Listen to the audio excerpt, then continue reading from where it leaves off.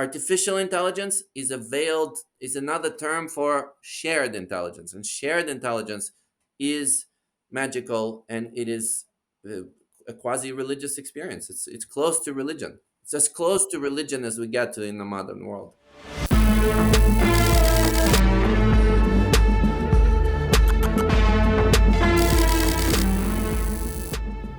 All right. Dennis, thank you for being on Urgent Futures. Thank you for having me. I'm really excited to talk about Literary Theory for Robots. Came out earlier this spring. Before we dive into all the meaty stuff in the book, I'd love to invite you to talk a little bit about your background, because you are speaking to both humanities folks and engineering folks in the book. And I think that understanding how you got to be in a position to be able to speak to those folks is like an important piece of the puzzle. Right, right. Yeah, well, so the quick version is that I am a literary scholar by education and a software engineer by profession. So as an undergraduate, and actually back in even from high school, this is like in the 90s. I just happened to put myself through school by initially in desktop publishing. So if from the in the 90s, the big thing kind of in the textual world was desktop publishing. The fact that you could take use a program like InDesign or something like this and basically create your own newsletter or create your own textbook or self-publish a book. That was a big deal, and there was not a lot of people doing exactly that sort of work. So I started there. With the rise of the web, I began branching out to web design and what you would call today experience design. So that's software engineering, but with the front end kind of software engineering. And by a complete accident, I ended up working on creating websites for, this is pre-smartphone, for, remember those Nokia brick Oh, of phones course. that have a tiny screen. So nobody wanted to do this. There was an option to connect to the internet, connect to the web on those phones. Few people used them. And because you had such a constrained environment, it wasn't like a very attractive thing for like high level software engineers. But as a college student, it was a way to make money and a way to sort of get involved in cool projects. We had like GM was one of our clients back in the day. um, but then when I finished college, because on my resume there was all this like software development for mobile phones, and this was just at the moment where places like Google and Microsoft and back, if you remember, like Flip, what's it called, the Flip or the Kick, there are all these kind of like proto smartphones, and there were teams of really smart people in Silicon Valley who were like imagining the smartphone future that we live in today. And I just happened to be like at the ground level with like long resume of like I designed stuff for mobile. So that, but it's a little bit of an accident, and like I said, I just ended up working in that field. But my degree was in political science and specifically political theory, and in comparative literature with, I would say, like a structuralist formalist bent. There was a lot of weird like Russian literary scholars in University of Michigan where I was at the time, and so that was my like I would go to school for that and then go home and design websites for Nokia phones. That's how I ended up being at this intersection of like studying literature as text and then like actually creating textual interfaces, on for computers or for whatever, for desktops. It seems like a really rich nexus, like a moment in time, because this was also around the time where, in the um like the cyberpunk of the 80s had given way to a lot of the, what would become like our thinking around, the matrix and simulation theory in the late 90s and early 2000s. And it's kind of connected to, like, in the book you make a number of different points around how technology is really about coordination. It's about human coordination, whether it's synchronous or asynchronous. And so it's fascinating to imagine that, like, you're at the beginning of this mobile wave, which some would argue was a bigger wave even than this AI wave, though of course, people get very contentious. Um, while you're also a scholar of comparative literature. Yeah. You know, hindsight is 2020. So now, and I think books like this is where I'm finally. I think I'm finally now beginning to be comfortable with the intersection of those things. But it was not at all obvious at the time. And obviously, I think if we all sort of realized which moments in our lives are historically important and which ones, but I think very few people saw that this is where things are going, and saw that, this, it was so marginal. I mean, creating web interfaces for phones was seen, like I said, it wasn't, not a lot of people wanted to do that. um, my first one of my first jobs was working for web TV, and later Microsoft, and that was like, the big idea there was internet on TV. And so, and that, again, it's something we take completely for granted. I think it did completely change the way we watch TV in the era of, Netflix and Hulu. But at the time, again, it seemed, it's not that everybody realized that that's what's going to happen. Mm. So I'm here just speaking in favor of, like, uh, serendipity, I guess. Shout out to serendipity. Yeah. One thing that I really appreciate about the book and your approach is, so often when we're engaging with, books or videos or podcasts or whatever about AI, it's framed almost like terra nullius. It's like the new uncharted space. And your book takes the exact opposite approach. Your book begins, more than 1,000 years, or maybe not more than 1,000 years, but long in the past. And you foreground history and this kind of vector of computation and what we call artificial intelligence as something that has a deep history. Could you speak a little bit about that? Right, right.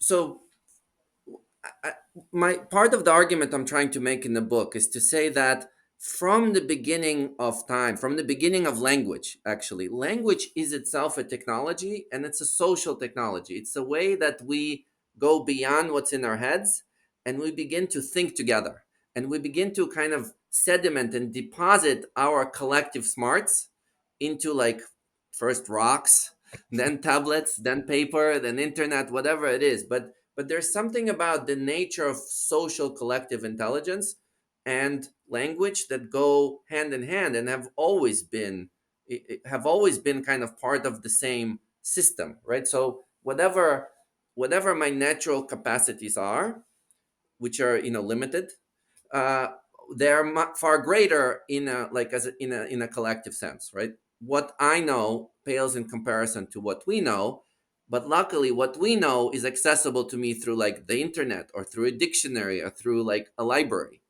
So once you start thinking of collective intelligence as a kind of amplification of personal individual intelligence, you can see that it has a history. And though every moment seems exceptional, every history, and it's, certainly we are sort of, our ability to access information, to process it, to just the amount of information, the computational power, all of that is increasing. So there are palpable changes. But there are changes, as you said, and it's a trajectory. It's not something that just happened yesterday, and that basically that we need to, like, freak out about, and think like, "Oh, well, we've never faced this existential threat." That, no, every time, and we're always nervous about this increasing capacity and increasing reliance. Initially it seems like it's increasing reliance on tools, but it's really increasing reliance on each other through tools. Mm, mm.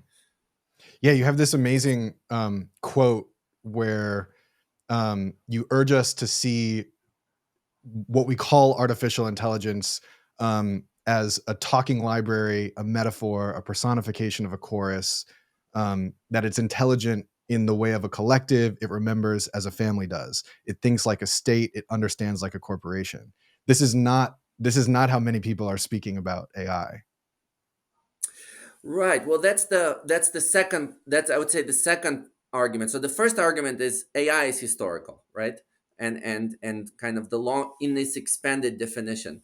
But the second part is to say that it is personified. It's a metaphor. So this is kind of, it's a little bit, and maybe that's how I started thinking about this book. Is it's a little bit of an annoyance where all of a sudden, instead of saying technology, technology does this or technology does that, all of a sudden everything began to be like AI in singular, artificial intelligence, as if it's one thing, and as if it's this one recent thing. So, like a good example, I think in the book I talk about it. Like your refrigerator has like a sensor, and the sensor if it's hot outside, it understands temperature. But the same sensor, like today, it's an AI sensor. But okay, it's just a sensor. It's like that sensors have been around for a long time, but all of us, so it's just kind of a part of technological cluster, right? But then we give it this label AI. It's like a new label. It's a metaphor, and AI seems to be all present, and it seems to be one thing, and it seems to be like something that's actually running away with its own sort of plans for humanity or whatever that is. But it's just technology. I mean, it's just, yes, and technology is smart, and together, like what's a good example? I mean, a contemporary a home 100 years ago had no sensors, or maybe, like, 50 years ago, a fire alarm, a smoke detector is a sensor. It's smart. It knows when fire is happening, like it knows. So we say, I mean, that's what I mean by a metaphor, right?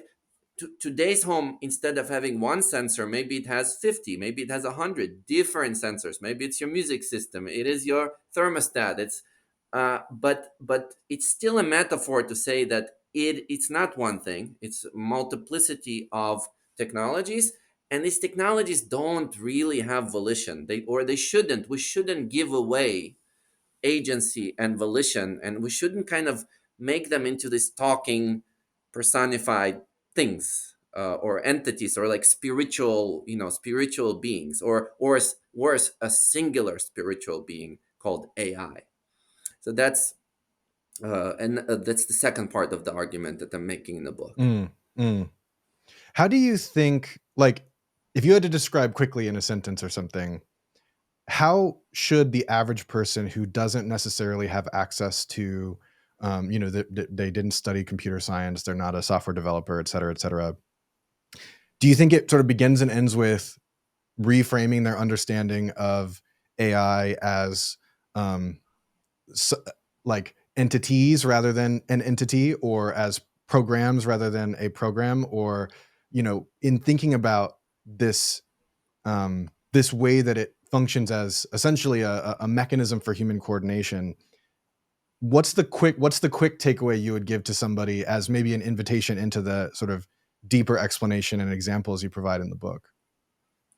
Well, okay, the quickest one is, instead of AI, just say technology, and I think then you're just less.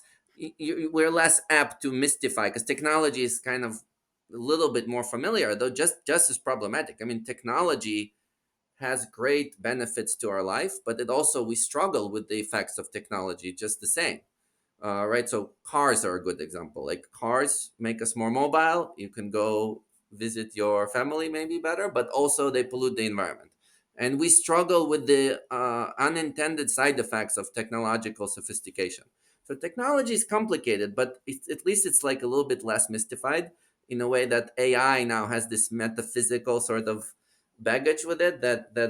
So the quick way is just say technology, and like try not. I would say just try not to. Whenever you say AI, think about what you actually mean. There's probably a more precise way to describe a specific. So let's say if you're talking about a self-driving car, it's not that AI is driving a car. Like, think about what kind of technology is actually involved in making self-driving possible, for example. Mm, So I think that's one strategy.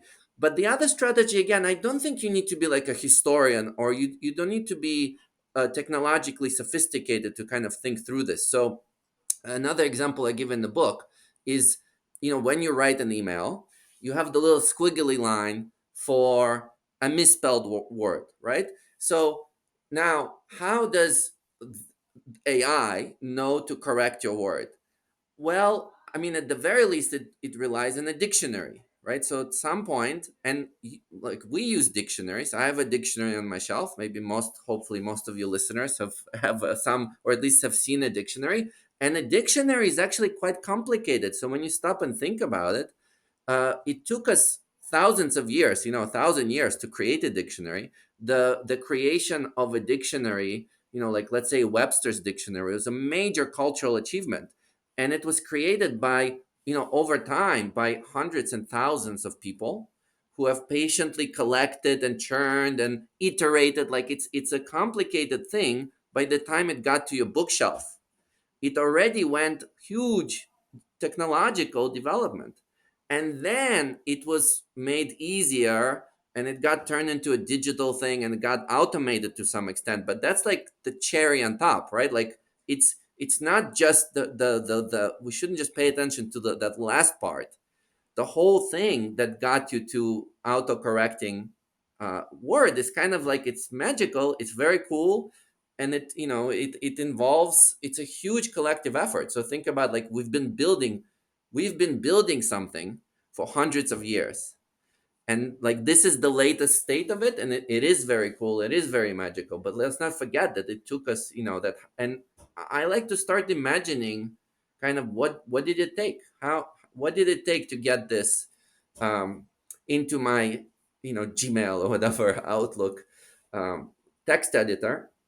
But then right away, even though I may not understand exactly the engineering that went behind this specific, I don't know how squiggly line, like on the level of code, whether it's in the browser, like that's not necessary. But just think that, okay, it's partly technological, it's partly just a dictionary kind of lookup, and then dictionary. Don't take that for granted either. Think about and what I write in the book is, imagine all of these people in the room with you, and imagine that when you were writing, you had all these like very helpful lexicographers and scholars and engineers, and they would say, no, no, don't worry, if you don't know how to spell it, I'll run to the library, I'll look up the word, I'll look up how Shakespeare used the word, I'll look up how Milton used the word, I'll come back. And then like they leave, and like in 4 hours they come back and they sort of give you.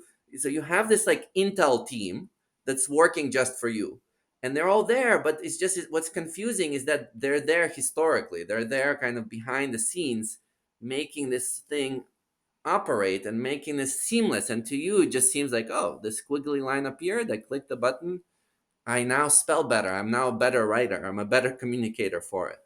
Totally.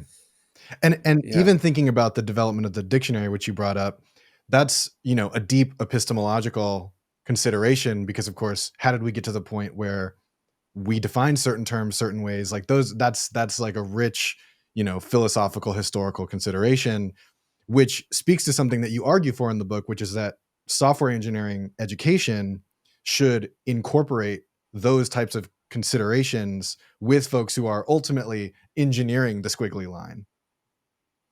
Right, right. So I think, so this is like the next level. So once you have that active imagination, well, the next kind of, and this more, once we start thinking critically about this technology. So, for example, dictionaries are not simple, and they are already controversial, because who is to say what is the normative way to spell something, or to talk in a particular way?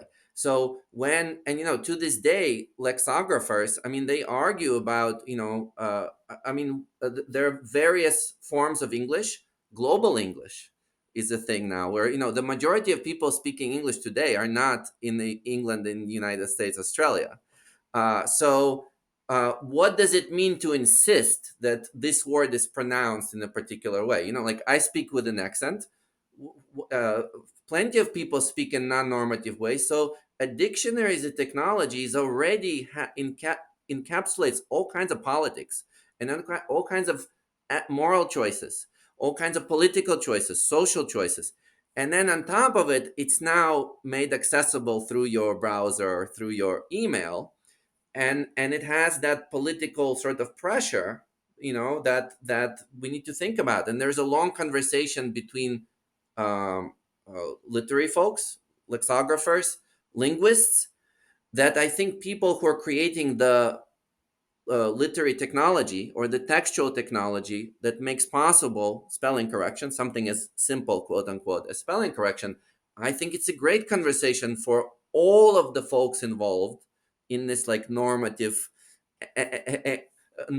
uses of language, to actually like read the history of like what was at stake, what was the argument 100 years ago about dictionaries, what was the argument 50 years ago, where the state of lexicography is now, and how should we design a future where spelling tools are not just efficient or not just quick, but also have a sense of like whatever it is, fairness, justice. It's normative. They carry values. Technology carries values. Dictionary carries values. Spelling correction carries values. And so I do envision that ultimately, at some level, and that's partly when I was a software engineer. You're designing buttons. Somebody tells you like, okay, make a better button, make this more pretty, make this more efficient. Like, I was designing like TV guide was my part. Like, make the TV guide scroll smoother, and that's at some point you're at this level, but you're not asking like what the big questions are like, what do people want when they watch TV? Mm, That's you reach what I'm trying to say is that at some point you reach the limits of engineering, of just how to do something, and you get into mm, why am I doing this, what should how should people watch TV, how to make it better, what is better reading, what is better writing. That's not a question that can be answered just by engineering, but it makes you a good engineer. So to become a good engineer, you have to be a philosopher of whatever it is you're building, right? So it's like if you're an architect, like there is a sense of like how do you build a bridge that lasts, but then a bigger sense is what does this bridge do to the social fabric of the city. So similarly, when we create technology, the most advanced practitioner, the most advanced technologist is the one who becomes a philosopher and who becomes a historian. And so I do see that um, you know education going forward will have this convergence effect where an engineer, it would be normal, and I think it makes a better engineer to take a history course, to take a philosophy course in whatever domain they're hoping to go into. And then similarly, as a humanist, as somebody who's a historian and a literary scholar, it's really difficult to think about literature or culture today outside of technology and outside of the digital. Like everything is mediated, right? Like to understand how music works today, you have to understand something about Spotify and cloud computing, and so I just see that eventually we will converge on some mode, very mixed methods mode of education that's happening, and that's happening slowly. mm. Yeah, I was going to ask, with your work, obviously at Columbia, you're a professor of comparative literature, but you also are working with data scientists. Are you seeing any of what you're advocating for playing out in that interdisciplinary work? Yeah, I am, though again, I mean, it's because scholars, just generally scholars, are very like isolated, because we dig deep and we end up burrowing to like some edge of like what's known, but we may be burrowing like in very different directions. And so or we may be burrowing very close to each other, but we didn't even know that somebody else is also working along the same lines. But I do think that I am increasingly seeing um, again, this convergence or consilience, however you want to say it. But let me give you an example. I just went to there is a sociology lab here on campus called Insight, and there is a group on narrative there. So narrative, I'm like, that seems like a literary scholarly thing, like how stories are made. And I just recently saw a great talk by a Princeton scholar who wrote, who researches neuroscience and the role stories play in sort of providing the cognitive scaffolding of the way we think about the world. So it was something about like how, let's say the story of Cinderella gives us like a blueprint of how to perceive similar Cinderella like stories. So something like that. And so I was looking at this, and this was like a neuroscientist who is like, normally I think of neuroscience as like you're sticking people into MRI machines and you're looking at, brain activity. But all of a sudden, it's a neuroscientist who is also thinking about the structure of stories, the structure of fairy tales, And I was like, yes, this is like, it's coming together. We're now like, we right away in a conversation after, we saw all these cool projects that we can do together. And of course, we're also using like structure these days. When I think about studying the structure of fairy tales, I read them, I analyze them, but I also use machines, and I can, I can think about, okay, what is the structure of 1,000 fairy tales? What's the structure of, a million retellings of a Cinderella story? Let's perceive, let's look at patterns across, like long periods of time, or many texts, or many cultures. So that's where, so I do feel like the disciplines are getting closer to each other in that sense. Mm. I'm encouraged to hear that. I moonlight as a professor, as an adjunct, and what I often observe is there's a lot of excitement and enthusiasm at the outset of possible hybridity, but in Yeah. practice, like you know the funding streams and the dissertations that get greenlit, they so often cleave to the whatever the conventional best practices or paths that are already there. Mm. And it seems to me that we're in a moment, if there is something very new about the moment we're in, it's that everything's everywhere, and so we need these like interstitial and hybrid approaches to multiple domains of knowledge. And yeah, I do you have a sense, like, obviously it sounds like you're excited to see some places where it's happening, but in places where it's not, do you have any sense of how to incentivize further these types of cross disciplinary collaborations? I mean, so let me say first that, it's not even like an academic thing. Like let's just, most in our institutions, take any institution, they're mostly they're conservative in the sense that they protect, like once you succeed in the space, you're like, I'm just gonna do that. And like, I don't want to, don't tell me new stuff. People are resistant to change in general. Like the general default, I think, in any field, and especially it's like weirdly, when you're successful at something, you've already decided that this is the way to do things, and so people are resistant to change. I think that's normal.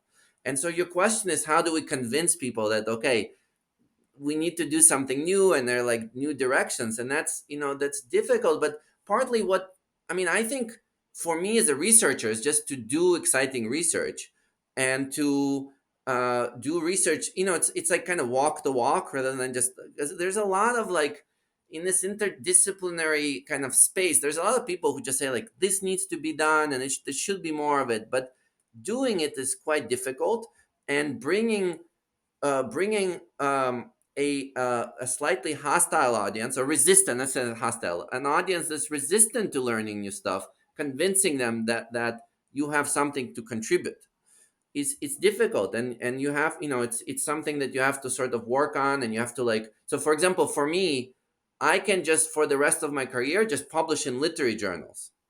And I know how to do it. It's like I can just do what I'm doing.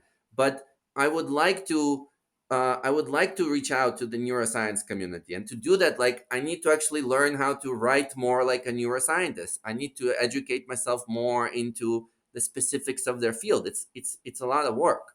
So interdisciplinary work always requires persuasion, and it's labor. I always say to my students and to my colleagues that interdisciplinary work is not 50% and 50%. It's 100% and 100%. You have to be amazing at your field, and on top of that, you have to like go to the other field and actually make a contribution there. And that's truly difficult. But Well, and one thing I've really appreciated about getting to know your work better is that you really do walk that talk. Um, in thinking about computational poetics, and like I think you make the point in the book, or I've read it somewhere else, in reading about your work, but like calling on writers and theorists to understand more deeply language as a technology, and also all the scaffolded languages that are built to extend the capabilities of language. yeah. Well, yeah, also, like, I'll give you like a simple also example. Like, when I was a software engineer, I had an office, I had a nice office. And then I was thinking, like, I want to put, so on my bookshelf there was like a bunch of like C# programming, and like books. There were a lot of technical literature, right? But then like it was hard to imagine what else I would put on that bookshelf that would inspire me intellectually as an engineer. So when I was writing my book and when I do my research, I'm also, I'm keeping in mind that audience, and I know from teaching at Columbia that a lot of computer science folks, they're learning applied methods. They're learning, it's a lot. You can spend easily 4 years understanding. These systems are really complex. You can just spend like the mechanics, how something works, but then there is a hunger to have that why and that like the intellectual part and the historical part. And there is a paucity of books. There's not a lot of books, there's not a lot of studies, there's not a lot of courses that try to reach that audience. And so that's my small way. So even not in the sense of advanced research, but saying like, okay, you're working with language technology today, you're building an LLM, but here's the history of LLM. Here is the like. Let's talk about the philosophy. What's at stake here? What's at stake for what effects does it have? What mental, cognitive, cultural sort of impact it will have? And I think it's that part is actually not hard because people are super excited to get out of their whatever VS Code and whatever, get out of their compiler and like have that conversation of, because it gives meaning to their profession, and it gives meaning to what we are doing, gives meaning to our activity. Like I'm here in front of this computer like most of the day. It's either that or the phone. So I'd like to think about, like, what am I doing here? Why, how did it come to be that I am like this shape of engagement has come to be. Totally. I Yeah. love that about the book too. Like we get to kind of jump through these historical examples that many of us have not ever heard of before. I'd love to invite you to share maybe a favorite or two from across the book. Yeah, so many, the book is filled with characters, and that was part of, I wanted to not just write a dry sort of history, but bring some of the people to life. So one of my favorite characters, there was this medieval Muslim philosopher and historian. His name was Ibn Khaldun, and I'm probably mispronouncing it, but something along those lines. And what he does is, in a history book that he wrote, he documents the use of this. They were called the Zairaja circles. So there were these like circles. You can think of them as like, what is it called? Like the astrology diagrams. So for example, if like the phases of the moon or the different parts of the calendar, but you could actually rotate them. The circles you could rotate, but some of them would contain verses from Quran or other holy texts. And in manipulating the circles, you could actually kind of have a conversation with that device. And what's beautiful is that, so it's a book. Khaldun writes this book. It's like a historical book, but it's also a philosophical book. And he says like, okay, philosophy is a way to truth. That's like in an Aristotelian sense. And then religion is a way to truth. The Quran tells us the truth. That's one way you can like, if they meet in the middle, that means you're on the right path. But he's like, there's these other people who spin these circles, and they sometimes pretend that they're talking to God, and then he says, let me try it. And then for like pages in his account, he actually plays with it, and he has a conversation not dissimilar with that we have with like ChatGPT. He's like, are you actually word of God? Are you an intelligent, like, who am I talking to in this? He kind of has this sort of question. Then he describes the procedure by which he gets a rhymed answer. And the answer is a bit hand wavy. It's like, the words that you hear are the wisdom produced. I mean, it's like a generic sort of answer. But then he says, maybe it's a party trick, this technology of the circles, but maybe it's actually a way to gain new knowledge. He doesn't discount it.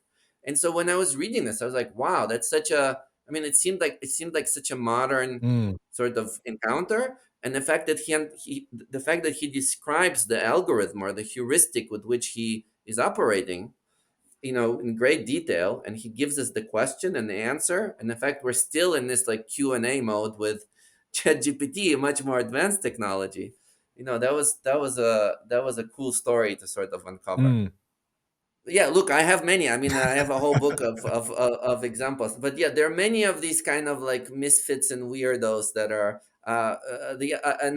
another cool story. There was two Baroque period German poets. One was a poet, and the other one was a scientist, and Kircher and Kuhlmann. And so Kircher was a scientist, and he actually made these.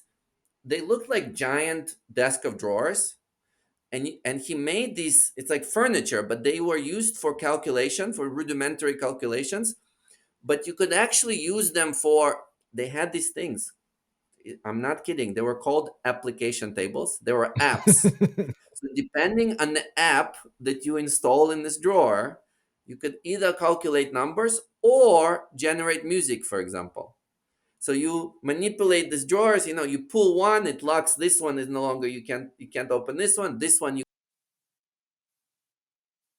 pull, you create a musical all over the place. Kircher, the scientist. But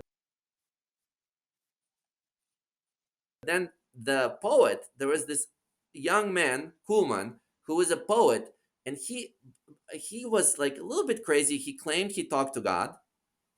He, flamboyant personality, probably took drugs by what it seemed, and then he has this correspondence with the elder scientist where he says, "I am writing poetry using kind of the logic behind your machines," but then he really doesn't like it because he says like, "But actually, like I talk to God, you are just manipulating this machine." You're cheating in some way, but so they have this argument, which is again seems to me very modern. Like, to what extent is this actually creative? To what extent using AI is telling us something about human nature? I mean, it seems like such a familiar conversation. But then, and this is kind of the personal interest, Kuhlman travels to what at that time is Moscow under Peter the Great, or just the beginning of Peter the Great's rule, and he's still kind of telling everybody that he's talking to God, and his own community of German Protestant believers, the Germans who lived in Moscow at the time, they basically burn him at the stake for heresy. They turn him into the religious authority, and they were like, enough with this like combinatorial divine prophecy, and basically that's how he ends his life.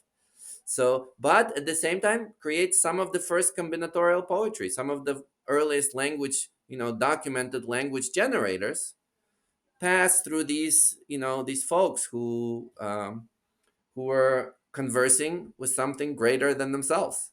And I think I like to understand our interaction with ChatGPT or your Gmail client, your email, something as banal as email client, like that. That sort of gives me not hope, but it gives me like, as I'm writing my email, I'm like, oh, I'm remembering other people who are kind of like also playing with these words and playing with technology and having these like metaphysical, philosophical ideas about it. Mm. Do you think this inclination toward treating technology, or what we're now calling AI, as mystical, or as representative of spirit, or Mm. broadly put, yeah, this metaphysical um, entity, or thing that we can't describe Mm. in material terms? Do you think that's just core to how we're destined to relate to technology, distantly into the future? Is that something that is that like a growth phase that we have with technology and coordination? How are you thinking about that? Well, so you caught me. I happen to be like teaching Hegel and Marx at the moment, so I'm a very like Hegelian mood. But point is collective. So let's make it like everyday sense of like culture. Something is, again, simple as culture. Like there's something that we do together. There's something that we know together. My example from the beginning of the interview. I don't know anything. Ask me how far it is to the moon, the structure of molecule. I have no, like, I vaguely kind of remember something, but I know where to look it up, right? So point is collective intelligence, collective capacity, what we can do. Like we can put, humans on Mars, or okay, the moon. I can't do any of that. I cannot put anybody. I can hardly drive home. uh, so collective achievement, collective intelligence is mystical. It's like even before technology, right? If you think about, like, we enter whatever you can do, is limited, but then we join a team. We join like a rowing team, or like a soccer team, and then together we can all of a sudden achieve more than individuals. That's already, I think, I mean, if you think about it, that is a mystical experience. Mm, That is a shared religious experience. We're coming together and we're moving in unison, and we're moving towards some direction, and we like manage to articulate a goal, and we manage to build something, or write something, or create like a bridge. All of that seems magical to me. The fact that we are able, through our differences, achieve amazing stuff together is, I think, at the core of the religious experience. And that is why, so then, kind of to rewind, why, when we use technology, why does it always seem metaphysical? It has this baggage. It always seems like at the border of like magic and religion. Singularity is going to come, and we're going to transcend, and we're going to live forever, and but the reason for it is because it's the same kind of religious, the same religious spirit. It's the spirit of collective achievement, and the spirit of collective shared project, which is, in a way, that is what, part of what religion is being, entering a body that's greater than yourself, and then doing stuff with them in unison. And that's why religious rituals, you chant together, you dance together. In Islam, you dance around, there's a circle. You dance in a circle, or like various religious traditions will have this moment. And in a way, that's what we're doing with technology. With technology, we're synchronizing with other people, and that is just cool. And that is, when it works well, you feel fluent and you feel amazing. You're in that sense of flow. Even like writing, you're like on your email, you're like, yeah, I'm doing stuff, and it feels great. And that's also why, when it doesn't work, like right now, I was trying to fix something on your machine and it's not working, and it feels just horrible. Beyond just something is broken, it just truly feels like your mind is broken in some sense, and your sense of harmony with the world and with other people is really broken. So that's I'm underlying the point that technology is really a veiled collective, and artificial intelligence is another term for shared intelligence, and shared intelligence is magical, and it is a quasi-religious experience. It's close to religion. mm, It's as close to religion as we get to in the modern world. mm. I really appreciate that. You brought up the singularity, so I have to kind of take us there for a minute, because still the transhumanist approach to AI, um, is foregrounding existential risk and artificial general intelligence. My Mm, assumption, based on what you've written, is that you're not a proponent of this framing of what we call artificial intelligence. But I want to kind of open that can of worms with you. How are you thinking about yeah. the sort of transhuman ideals of technology and of AI, and of this evolutionary framing of artificial intelligence? Yeah. Well, so there is a particular version of transhumanism and singularity thinking that I'm against, and that is the one that, like, ultimately imagines like a bearded man that will, like it's basically the birth of God, right? Like AI will come, and what is it, like Skynet, and it will be some, in the Matrix, you drill down, and at the end there's like literally a man, a gray-haired man. It's usually a man with a beard. It's really, it's not. it's a very specific. I'm all for religious experience, but one is this is a very specific, kind of specific vision of God. So, and I think it's pretty narrow vision of God, right? Narrow vision of spirituality. So so once you think of an AI, it's that. So remember what we were talking about, how AI seems like it's like the name. What's the name of this gray-haired person? AI, or Skynet, or we tend to like localize it in one. It's going to be like an entity. But if you don't think of it as an entity, if you think of it as like this collective intelligence, right? Or a cluster of very different technologies, well, then it's difficult to imagine like one emergent being. It's more like we're back to like this more vague question, like what is the effect of technology on our life? And you see how like once one and like what's an answer? You can't. There's no one answer. You'll say, okay, well, technology has various effects, and we can sort of drill deep into specific examples. But to say that technology will is one thing, or it does one thing, or it will become one singular, singularities, it will it's pointing to this. I mean, that's very Hegelian. Mm, It will transcend, and it will become one, and it will give birth through us and maybe destroy us in the process. I think that's just kind of like, again, it's a linguistic trick. It's a metaphorical mistake. It's not one thing, it's many things. There are many different technologies. They aim at different political ends. For example, technology is not simple. Like, take any once you get into specific health technology. I'd like to be more healthy. Mobility technology. I'm in favor of increasing mobility in urban environments in specific ways. If somebody says, like imagine how silly it would be if somebody said like urban mobility will destroy the world. You'll be like, I mean, I don't know, that maybe, or like it will come and save the world. No, I mean, depends. What kind of mobility? What kind of technology? What vision of the future are you talking about? Once you start teasing those apart, it actually things become, unfortunately, it's more complicated. It's easier to imagine one gray-haired man as the savior, but it's not going. I mean, it's not going to be like that. It's going to be a million different competing visions of the future. And I think it's important to actually have those conversations and those negotiations where, like, you say, okay, a better city should look like this, a better email browser should look like this. And I'll say, no, it should look slightly different.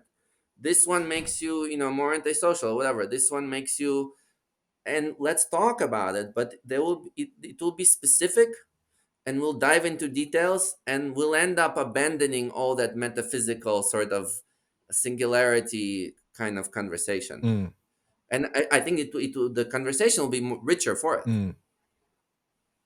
You've brought up Hegel a few times, and for listeners who are not familiar with Hegel, could you do a quick maybe flyover of how you're um, thinking about Hegel in conjunction with this technology conversation? I'm not asking for obviously like a whole, book worth of knowledge. Just what's that intersection for you? Right. Okay. The short of it, and actually Hegel is straightforward, but German. He didn't write in a straightforward way, but Hegel believed in something that he called the spirit, and he believed that the spirit of the world, if you look kind of at where we're going as humanity historically, you could sort of project where we are going to end up. So, like, humanity, the spirit of humanity, will eventually reach its sort of ultimate conclusion, and it will become a transcendent, completely free being, free from matter, free from the constraints of disease, free of gravity, free of. So that's why I say that when I read a lot of the singularity folks who are thinking about immortality, who are thinking about that singular point where we're going to arrive at some like AI thing, and then all of our problems will be solved. right? So that imagination to me is very Hegelian, because Hegelian talked about the evolution of the human spirit in that kind of like, not just of you individually, you or me, but together as humans, and whatever that collective spirit is, that, like, in youth it did this, it was immature and it was like struggling, and then it grew up, and finally it reached its full development. And at that moment we're kind of done. At that moment, no more suffering, no more, everything is great. So I think that's the legacy of Hegel. And though not many people read Hegel, I think that sort of thinking is quite prevalent actually in technological circles. The idea that we're all going to reach some, you know, horizon of possibilities. Then after that, like, it's just all gravy after that. That, that to me is the Hegelian legacy. So yes, do read Hegel, though. Like I said, it's pretty dense on a like line by line level. Once you start, and you're like, what is this spirit? What is, like, it's kind of the vocabulary is very alien, I think, to us today. But actually, the idea is makes sense. The example my students came up with in class, which was great. Like, imagine what's the end point of like health and fitness. Mm, Like, we're getting healthier, we're getting more fit. What's the, like, and we're living longer, what is the logical endpoint? Like, that's a Hegelian question. And the logical endpoint of health and fitness is immortality. mm, Like, truly, you're going to live forever. Now you're free of disease. And you know that there are people who very seriously set that as their goal in the technology health circles, and they're kind of striving for it. So that's like one piece of that. And okay, the fancy term for this is transcendence. You transcend the limitation of your body, you transcend old age itself, and then that's it, you live forever. So what that looks like, is that good for us? Is that, that's where it gets a little bit like, it gets a little bit weird, I think. And Hegel, I think, gets, it's, yeah, for some it's exciting to think of that moment, but it's also kind of, there is a really dark underside to Hegelianism and to singularity kind of thinking. Because if you happen, I mean, this is the big problem with Hegel, and with Hegel, like, with Marx as well, to an extent. If you believe that we're all moving toward the same direction, and this growth is inevitable, progress is inevitable, that means, if anybody else, if somebody decides to go some other direction, if they happen to disagree, I mean, Hegel called it the slaughter bench of history. mm, Basically, if you don't follow the direction of this progress, you're just going to get crushed, mm, right? So you either kind of prophetically glimpse where we're going, and you push along, and anybody who doesn't push along towards the same direction, towards a brighter future. I've grew up in a communist country, so I can make those jokes. But if you're pushing against the brighter common future, that's your failing, and you're just going to get, at best, sidelined, but at worst you're going to get completely crushed by history itself. And that is, I think, a little bit of a horrible idea. Kind of, that scares me a little bit, I mean, just personally. I agree with you, and I actually see Yeah. that there seems to be I don't war is a strong word. There seems to be a discursive there's a discursive battlefield right now between folks who are looking at AI and advocating for um, safety and collective wisdom around how do we Yeah. address bias and oppression and all the ways that AI can be misused by people. And then you have this force of techno optimism that's embodied by the effective accelerationists, that I think is Right. very Right. connected to Hegel and to Nietzsche, because we have this trajectory from German philosophy to this like long-termist movement, which everybody sort of now associates with Sam Bankman-Fried, but of course is an ideology that a lot of the like titans of technology hold forth as the moral justification for why they should be unfettered in their development of technology, and that because they're because their work has the potential to save or liberate, thousands, millions, and billions in the future, that Right. any cost taken upon the present is justified. And so now where I see that is that EAC, kind of moniker on the on folks' handles on social media, and I'm noticing it more and more, and it's quite alarming to me, actually, because we haven't even figured out the very basic questions of labor, like how we can mitigate the suffering of Right. humans as we make a transition toward more automation, which can certainly be good for everybody, but it's not really framed that way at the moment. Right, right. I mean, that's the thing is that the ends where we're going, we're not all going to the same single spot, and that's and that's good. It's healthy to kind of push, to argue and to discuss and to make room for multiple destinations. And I think that is the problem where somebody, it's always the danger with prophets. They say they've glimpsed the future and they know that's where we have to arrive over here.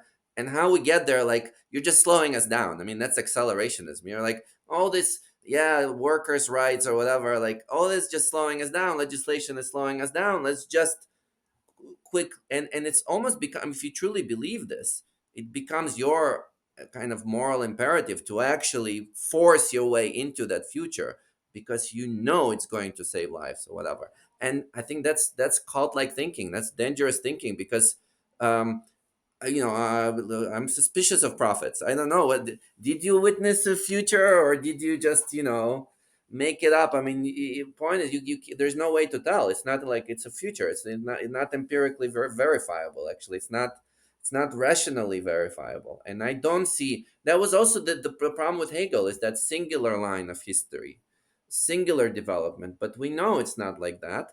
And I think, especially when you think about technology globally, you see that what often, from the American, European perspective, seems to be like progress, and like, yes, of course, this is, AI is making better diagnostics or whatever.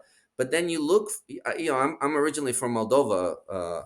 It's a poorest country in Europe. When I travel in the post-Soviet space, people are like, what are you talking about? We don't get to decide what AI, where it's pushing us. It's sold to us by corporations, by very specific, and they're not located here.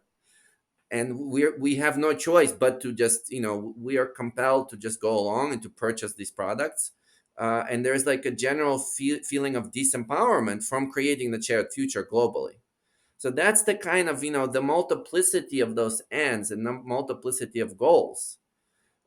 Once we stop seeing technology as like a political negotiation, and like, also, technology is a tenuous truth, like we've reached, so take, for example, I mean, self-driving is a good example, like the rise of Uber and other, like taxi dispatcher services. It's like, it was a very tenuous truth between the people who held the medallions, and like, uh, people in New York need to get home, and there's public transportation, and it hangs in this balance. And then somebody comes in and says, in the name of technology, we're going to append this kind of, code base of slow, patient deliberation and political compromises. We're going to go around the uh, any kind of regulation, and because, why? Because of brighter future. But I think rightly we need to be suspicious of that, and whether, we go back to the question of, what to when we build cities, what should transportation look like? And that's a conversation that I think there's not one answer. That's why, like, I guess I'm against one answers to these things. I know what I'd like to have from transportation. My disabled father has very different needs. Somebody who lives in a different neighborhood has yet different needs. We need to talk. We need to, it's like, it's a social negotiation. Mm, mm. I really appreciate that. I've recently read Techno-Feudalism by Yanis Varoufakis, and Mm. he basically argues that we actually don't live under capitalism anymore. We live in a new technologically mediated iteration of feudalism, because neither profit nor markets matter. And he uses Uber as one of the examples of, this is a company that has essentially terraformed an entire industry and mobility around the world, and yet Mm. it has never once delivered a profit. And so now you have these platforms that are rent seeking platforms rather than proper marketplaces, or companies that are trying to meaningfully compete in a marketplace. And so everything you're saying tracks so much with what I've been thinking, and the ways in which that naive progress narrative is used to just sort of bulldoze over any other line of thought that might ask for a different way of developing technology or thinking about what progress might look like. Right. No, I very much agree with that line of thinking. Yeah. Yeah. I don't know what else Yeah, to yeah. say, but Do you? I will definitely check. I'll follow up on text you suggested. I can't recommend it enough. Yeah. In terms of thinking about, um, so I teach a class that's focused on art and AI, and Mm, one thing I try to do to sort of narrow the aperture as much as you possibly can in a subject like that is give a, a flyover history from the 50s, but really focus on saying we're talking about AI as it's understood post deep learning. We're talking about the AI that can emerge in the 2010s with the glut of data that now exists that was essentially hoovered up mm, for free, or sort of backdoored in through yeah. advertising technology. And I do identify a qualitative difference between when we're looking at these large models predicated on those vast troves of data versus the AI as we conceived of it in the 90s or 2000s. I guess my first question to you is, do you agree with that? Do you disagree with that? And whichever way you fall, why? Mm.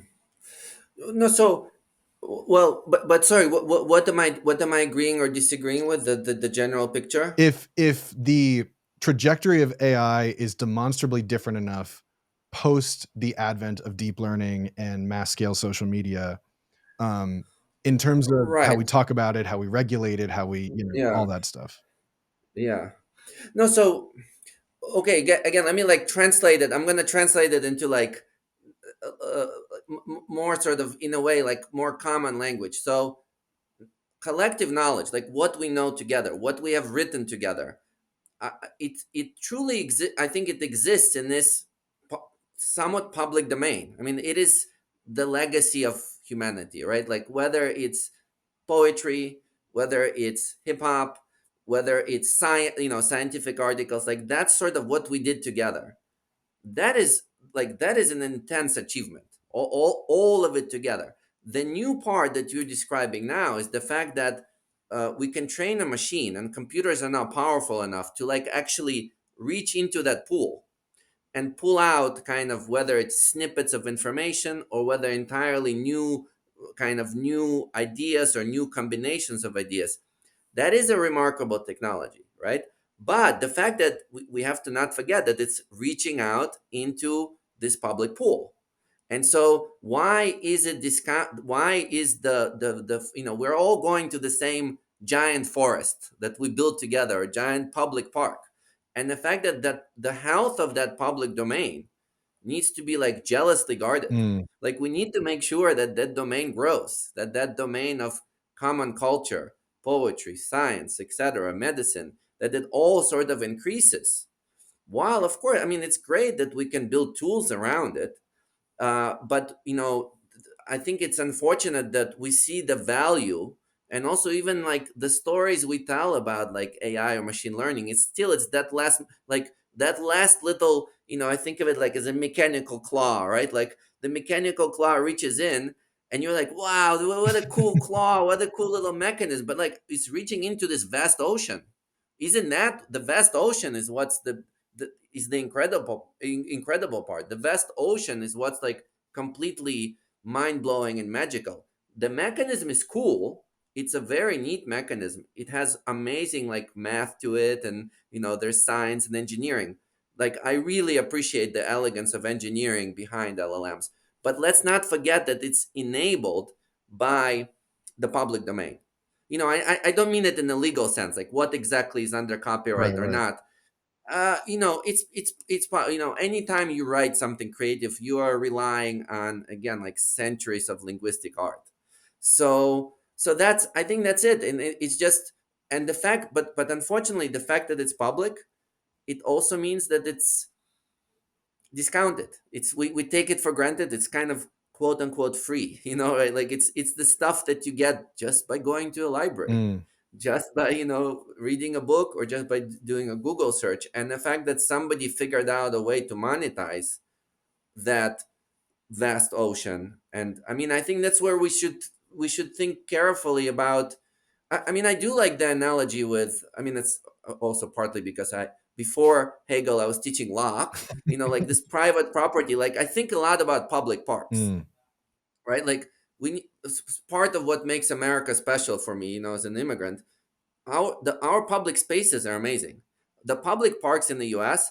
mind blowing. Like all the national forests, and like really some of the, and the fact that we protected them, and the fact that we guarded them from just being completely developed. It's really quite unique in the world. There are many places where you cannot.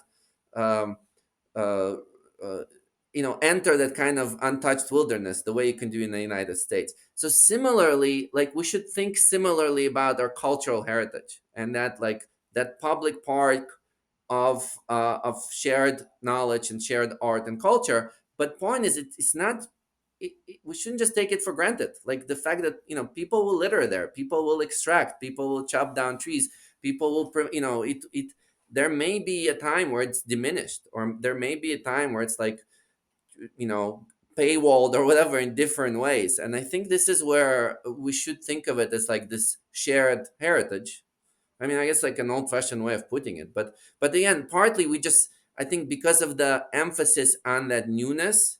So like LLM sounds cool and new, and like it didn't exist before. mm, But large language model, before it was a model, had relies on large language. It relies on many texts. mm, The wisdom it creates is the wisdom it sort of draws on is the wisdom that is collected in the library. mm. The library is an amazing, like the library is super cool.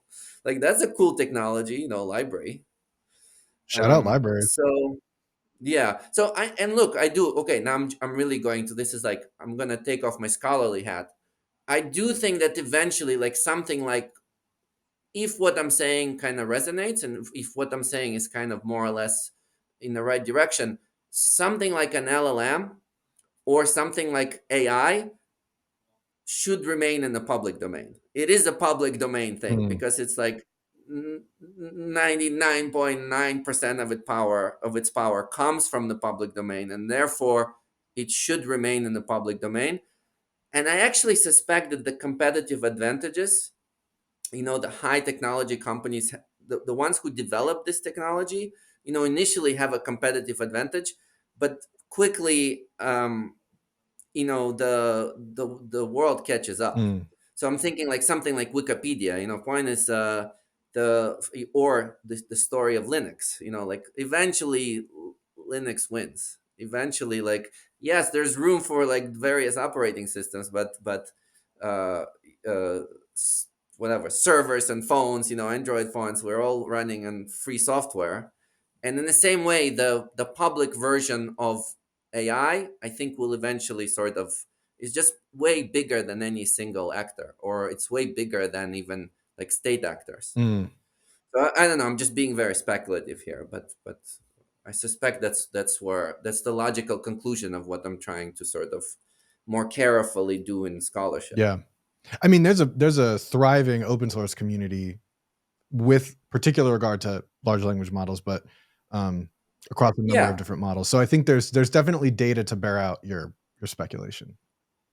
yeah, no, exactly. And basically LLMs, like the whatever the free version of LLMs will catch up to the paywalled ones, and whatever free versions of OpenAI and Dolly and whatever Siri, all those assistants, the free version will eventually catch up, and then supersede those individual applications. So I hope that's, it seems like, if that's normally how it works in a lot of these tech things, that there's still plenty of money to be made. There's still great business in AI. None of that goes away, but it also means that some of the disparities in access, some of the disparities in use and education required to use those tools go away. The fact that somebody from Moldova cannot always afford the subscription to specific AI solutions or whatever, so hopefully some of that will equalize, in part because the technology is itself based on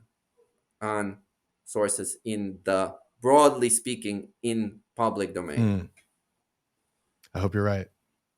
I'm yeah, again, that's I'm being very speculative here. Do you Yeah. think I can totally see how in your view the compartmentalization to these flashy new terms distances us from a healthier understanding or a healthier approach to being able to discuss the technologies.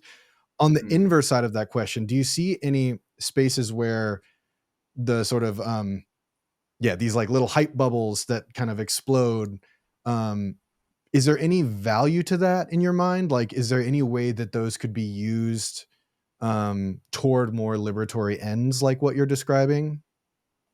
To use the um I mean, I guess I would say yes, because look, like on a very personal level, when I was pitching this book, Literary Theory for Robots, to various publishers, a lot of them were like, "What are you talking about?" They didn't even understand what I'm trying, and this was like, wasn't that long ago. It was like just before, I think, GPT-2 was kind of being developed. Like, point is, it was still amazing, but this just wasn't on everybody's mind. And so the fact that AI became such a, or an LLM specifically in this language, it's actually a very small subset of what AI is, right?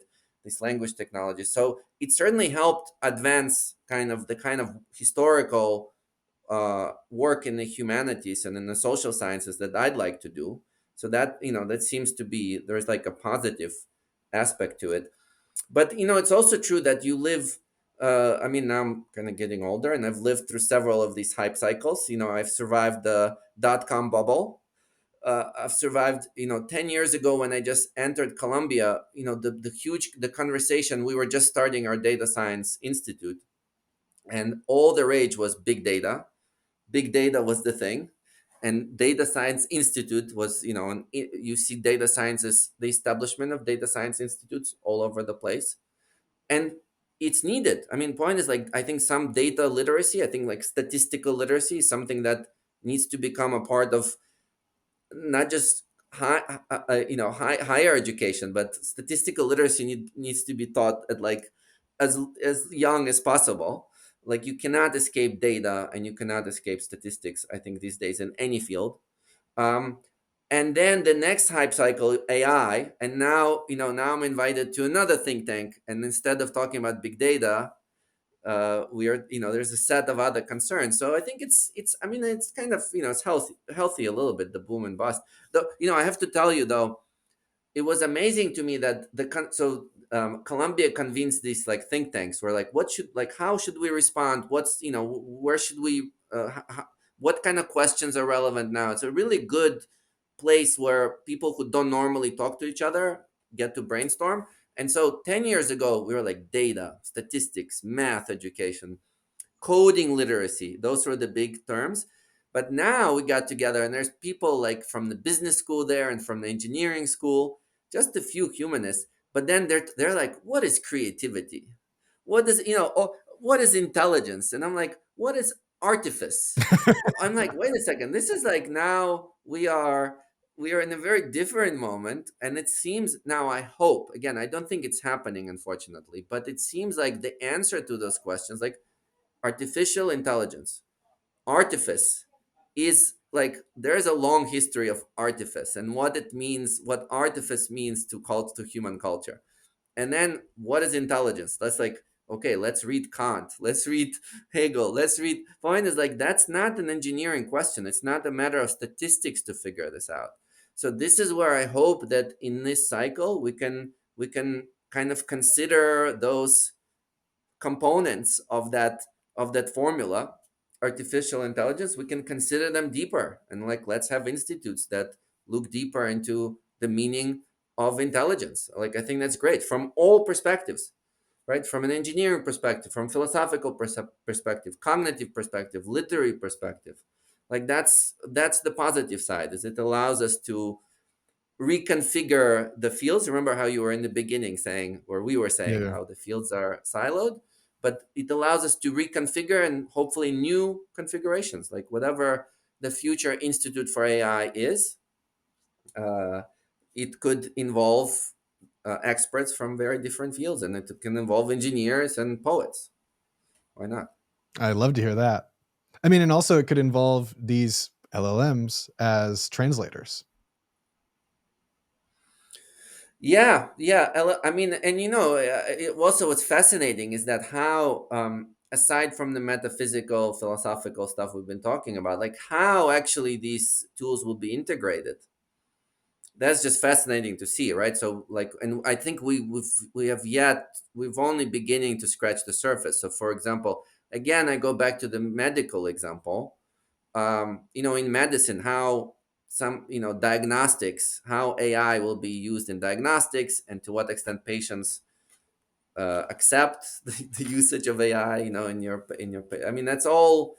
It's not clear, and also note that's going to be a long process of negotiation between physicians, between patients, between hospital administrators, between public health officials. There's going to be like a the integration.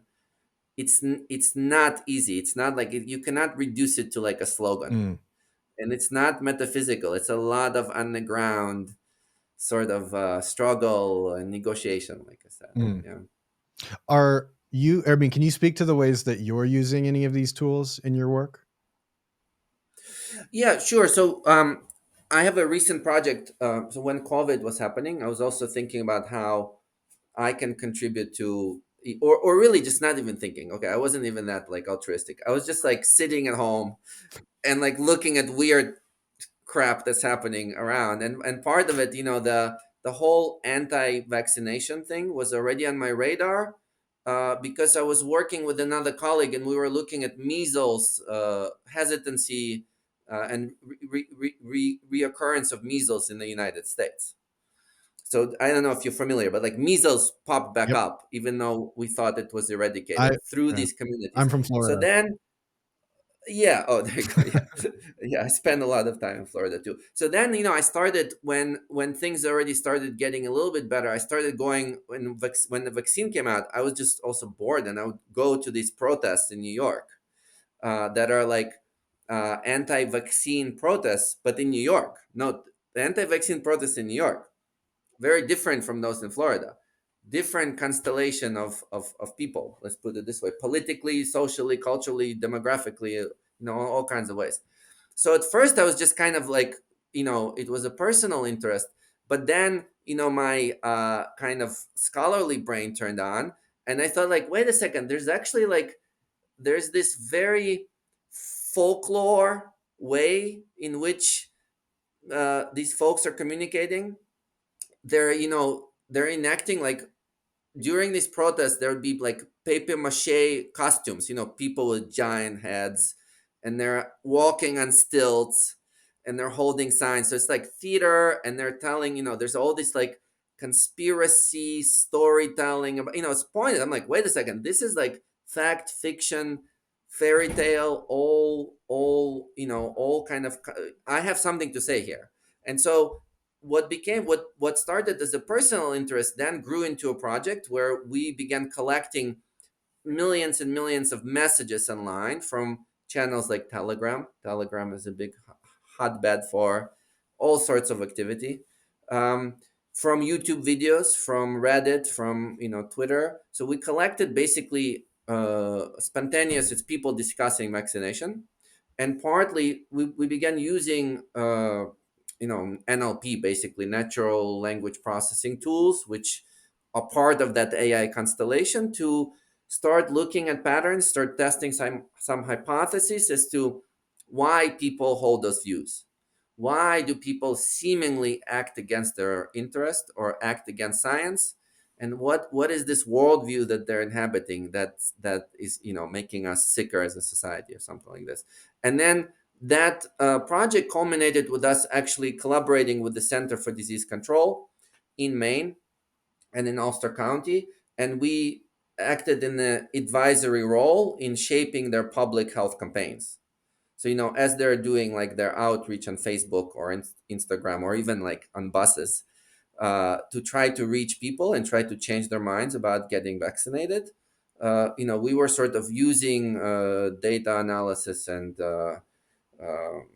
other sort of computational techniques to inform that effort. Mm. So I thought that's just one example of how using but again, is it AI? I get like we there was some LLM, like we're vectorizing. I mean, I don't know how technical we need to get, but we're using kind of what is normally goes under this rubric of AI, but it's not like you upload this to like a prompt and you're like, tell us what pattern do you see? It's not like that. It's you create models. The LLM helps you describe this complexity of language and culture in mathematical ways, in a way where you can perform certain manipulations with it, and you can begin to get, you basically in that matrix of random words and ideas, you start seeing certain patterns, and you use tools that kind of help you zoom way out to see these big scale patterns. So I'm really keen on computational analysis of culture. Sometimes it's called cultural analytics. Sometimes it's called data science. Sometimes it's called NLP, computational linguistics. Like where, and that seems to be almost every field is in some way transformed by, at least kind of around me. I already told you some anecdotes about the cognitive scientists. Psychologists are using these tools. Anthropologists are using these tools. I mean, we're all sort of, because they're powerful. Yeah, and I imagine there's probably a whole host of second order effects waiting to happen as folks outside of linguistics or literary theory or storytelling are using natural language as this input and starting to then consider aspects of language theory, philosophy, etc., but through the firsthand application, apply not a software application, by yeah Yeah. by simply using ChatGPT and realizing, oh, these particular types of prompts yield particular types of outputs.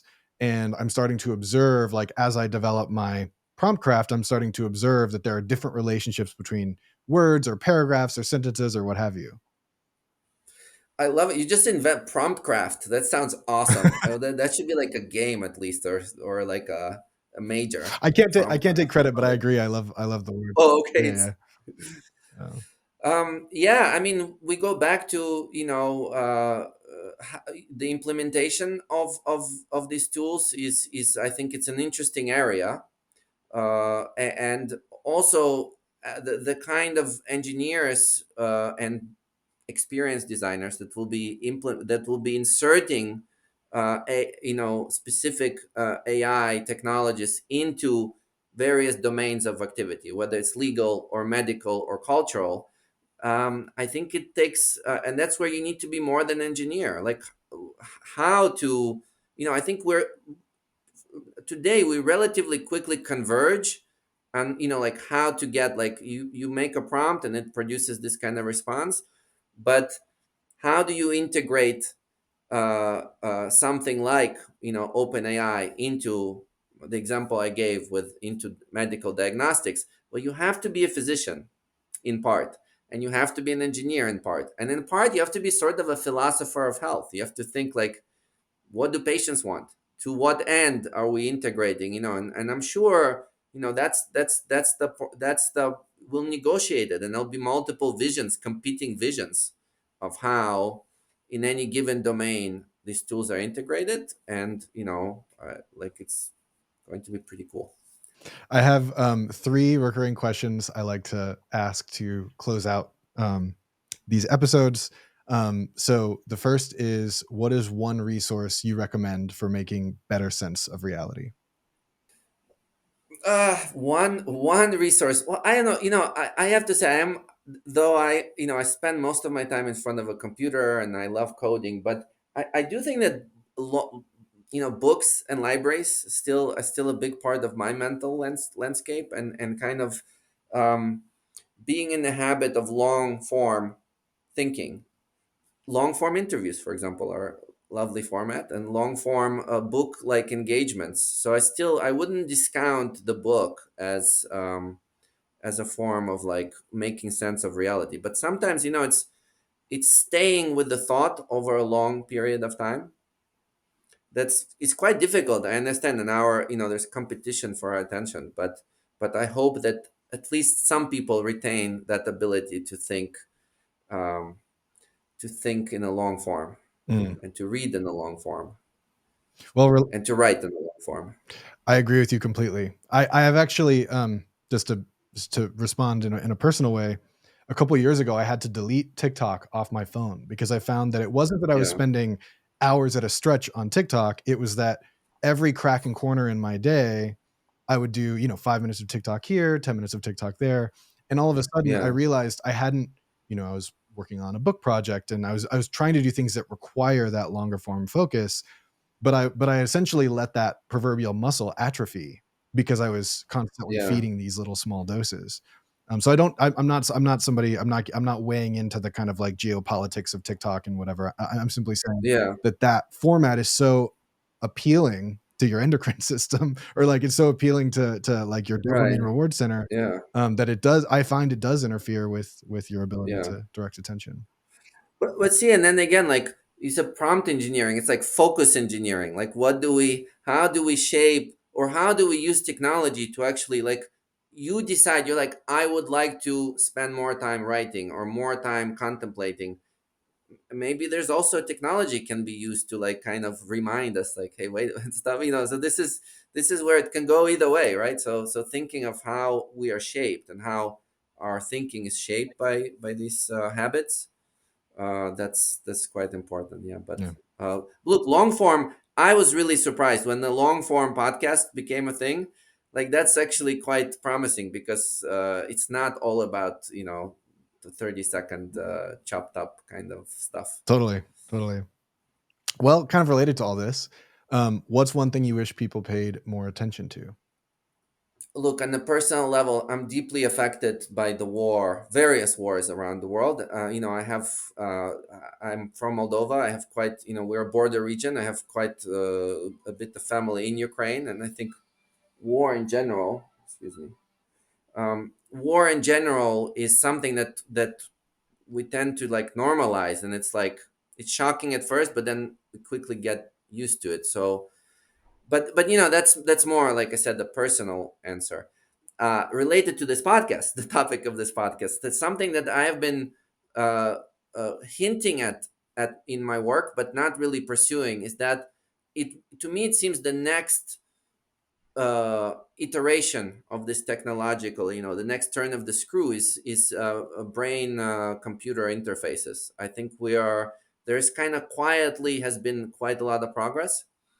I'm closely following um, the technology related to disability and brain implants. My father has Parkinson's, Mm, so he has a deep brain simulator embedded in his brain. mm, And in a way, the various community of disabled people are like at the forefront of this, and the politics around it, the technology, and what kind of where that where that how that will develop, and the kind of advances. I think the advances um, in that area of development will be shocking. Just like GPT was all of it overnight shocking to us. I think these slow increments, it's slow increments that all of a sudden become inevitable and bubble up to where they're inescapable. And that's just where I think that's the one thing I wish we would like. Let's start talking about it now. mm, If you chart, so I do this exercise with my students. Is like you chart how far away media and information is from us, where hundreds of years ago you would have to travel somewhere central to get to a fact, to get to some reference material. Then that reference material is on your bookshelf, it's just a few meters away. Then it's on your laptop, it's just a few inches away. Then it's on your cell phone, it's a few millimeters away. There's a clear the direction is toward the brain, and really we are now this close to media and to information and to collective intelligence. and it seems like the next step is going to be where it's entirely integrated. And what that does to being human, to what it means to be human, to what it means to be together and articulate shared ideas and dreams and so on, it's going to get weird. And we should talk about it now. So that's a long-winded answer to your second Oh, question. I really appreciate both of those points. Uh, Somebody I know curated the first. I mean, all hand waving, all requisite hand waving around firsts, but the first art exhibition created using exclusively brain computer interface technology through BlackRock Neurotech, Mm, and it was all folks in the disability community, and it was a real moment of reckoning for me because through the work I've done in virtual and augmented reality, I've been adjacent to a lot of the BCI work, and had some fun doing particular demos of like EEG reading, EEG control, and but it was all very lightweight. It wasn't at the point yet where we could imagine, yeah, start to begin to imagine imagery using brain computer interface. yeah, So I agree with you that I think it's a the way I always describe these kind of J curve things is like it's slow then fast. Like it feels slow, slow, slow, and right. suddenly it's happening very quickly.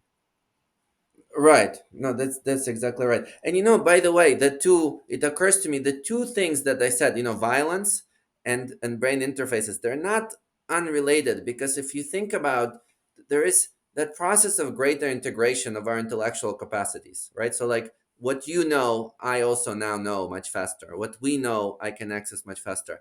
But also kind of being fused neurally in a shared sense of suffering Mm, and success and joy.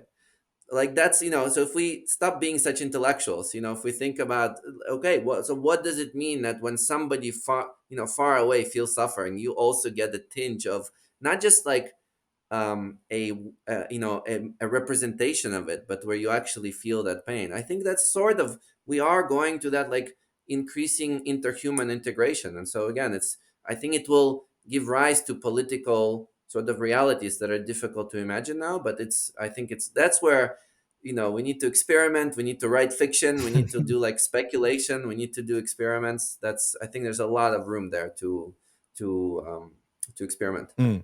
One other book recommendation for you and or listeners, if any of you haven't read it, is the Lilith's Brood trilogy by Octavia Butler, because it Oh, yeah yes, because it yes. gets into these questions of like how would a society operate if you experienced any suffering that folks you were in contact with experienced, like what type of pain would and would you not inflict. That's not the point of those books, but that's one feature. um, Yeah. but yeah, so the final question, very much related. What's one time that your sense of reality was disrupted?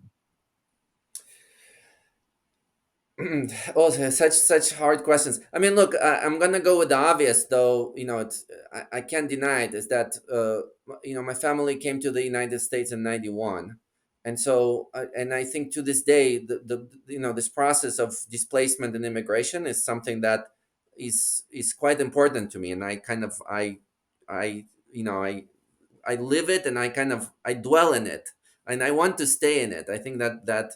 Uh, uh, being displaced by the political violence and political realities, and also in this particular case, it happened to be the dissolution of the Soviet Union. So I grew up, when I was born, I was born on a street that was named in Russian reunification. It was the street reunification, signifying the entrance of Moldova into the Soviet Union. And then as we were leaving, it was renamed into independence.